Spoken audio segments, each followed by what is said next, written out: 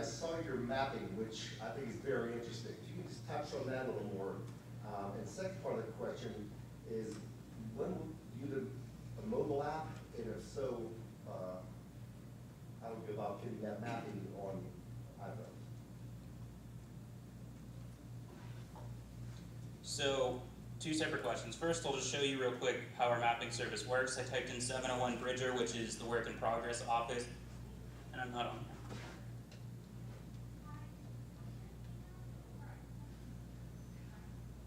Okay, so I typed in 701 Bridger, the work in progress office, and Google has a lot of value that they've built into their maps, the main map system that most people use.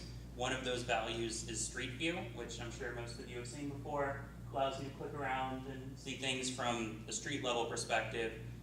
As a real estate investor in the past, what I would do is I would look at things from the street level, then I would hop into Bing, and I'd look at things from an aerial perspective, so from a helicopter point of view.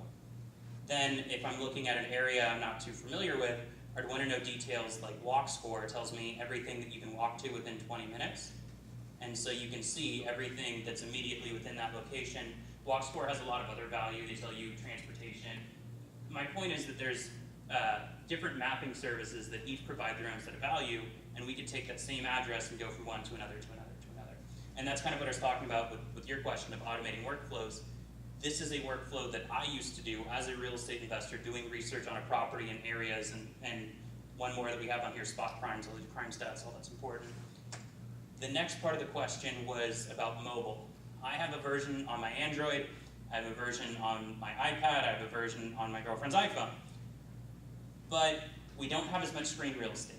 And we don't have the benefit that we have with desktop, where we took Chromium, the open source version of Google's Chrome, and made modifications from there. On mobile, we have to build everything from scratch.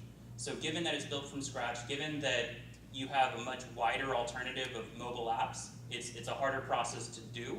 So very recently, we've decided to kind of pause all mobile development until we could really make a rock-solid desktop experience, then take all the insights that we've learned from the desktop experience and a lot of those automated workflows, and then reapply it to mobile and on the small, on the small screen.